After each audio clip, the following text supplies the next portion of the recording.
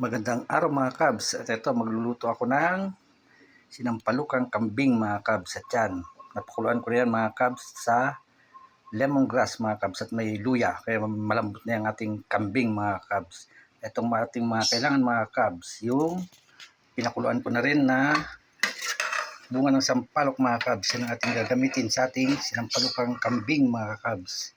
At itong ating mga kailangan, meron tayo dyang siling haba mga kabs, yung pangsigang, at yan sibuyas mga kabs, at bawang mga kabs, saka maraming luya mga kabs. At meron din tayo ditong onion leeks mga kabs na ating mga kailangan. Tara, samahan niyo ako mga kabs na magluto ng sinampalukang kambing mga kabs. Ito na mga kabs, magsasangkot siya na tayo. Yung iba na ito hindi nagsasangkot siya mga kabs, diretso na sila. Ito, unahin natin yung ating bawang mga kabs. Pantanggal ng lansa rin mga kabs pag nasasangkot siya ang kanyang mga ingredients mga kabs.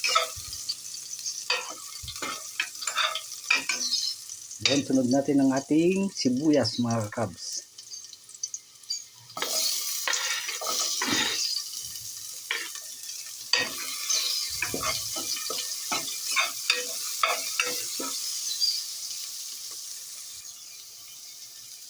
Yan mga kabs. Then sunod natin ang ating maraming luya mga kabs para matanggal yung lansa ng kambing. Yun lang kasimple mga kabs ang sinampalukang kambing. Yan mga kabs, sasangkutan na natin kanyang mga ricado. Sunod na natin ang ating kambing na pinakuluan na kanina mga kabs.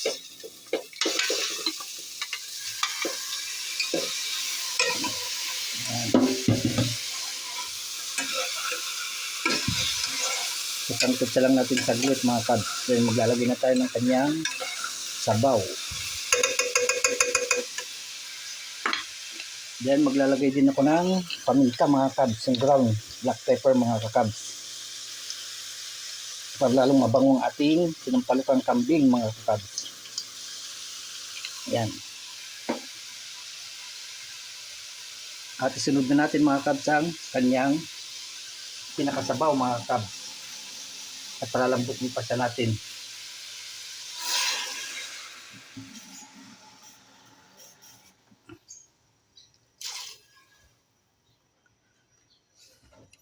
Ito mga kabs na ano natin kanyang pinakasabaw. Isasabay na natin yung ating pinakuluan na sampalok mga kabs. Yan.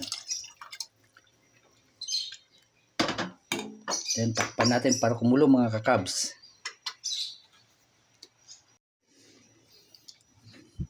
At eto na mga kabs ang ating sinampalukang kambing. Sarap mga kabs. Sobrang lambot ng kanyang karne mga kabs.